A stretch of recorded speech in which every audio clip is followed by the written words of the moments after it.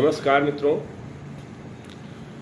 मैं doctor M Shukla अपने YouTube channel पर आप सभी का हार्दिक स्वागत करता हूं। आइए हम लोग चर्चा करते हैं मूल्य शिक्षा पर। आज की जो शिक्षा व्यवस्था है वो शिक्षा व्यवस्था हमें कार्य तो दे रही है लेकिन संस्कार नहीं दे रही है। आज की शिक्षा व्यवस्था संस्कार विहीन होती जा रही है और ये प्रारंभ से ही दिया जाता है।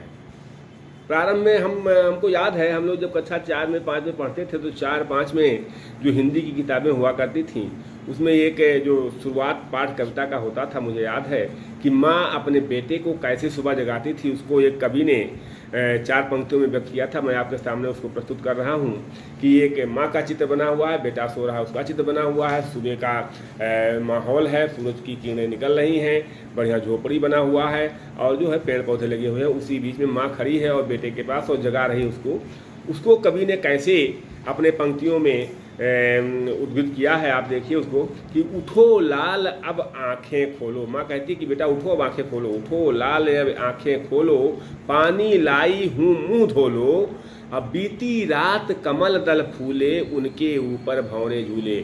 माँ कहती कि बेटा उठो, जो है रात खत्म हो गई और जो है मैं पानी लेके आया हूँ, मुँह धुल लीजिए। और बीती रात समाप्त हो गई, कमल दल फूले, कमल के फूल खिलने लगे हैं, उनके ऊपर भंवरे झूले, जिन पर भंवरे गुनगुना रहे हैं। भोर हुआ सूरज उग आया, जल में पड़ी सुनहरी छाया। भोर हो गया है, सूरज उग आया है और जल में सुनहरी छाई पड़ गई। भोर हुआ सूरज उग आया, जल में पड़ी सुनहरी छाई, ऐसा सुंदर समय न खो मेरे प्यारे अब मत सो। मैंने उसका कहना जो था कि उठो लाल अब आंखें खोलो, पानी लाई हूँ मुँह धो लो, बीती रात कमल दल फूले, उनके ऊपर भंवरे झूले, चिड़िया चहक उठी पेड़ों पर, बहने लगी हवा, अति सुंदर नभ में न्यारी लाली छाई, धरती में प्यारी छवि आई।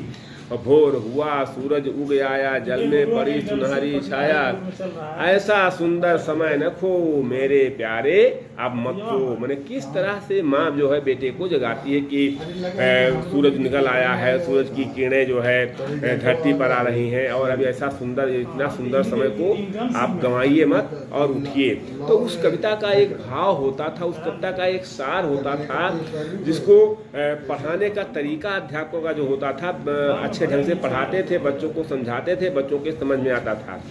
आज न तो उस तरह के अध्यापक हैं, न उस तरह के लेखक हैं कि कविताएं भी किस तरह से लिखते हैं, किस तरह की कविताएं होती हैं, क्या वो बच्चों के मानस पटल पर डालती हैं, ये आप बेहतर जानते हैं। तो हमें इसमें सुधार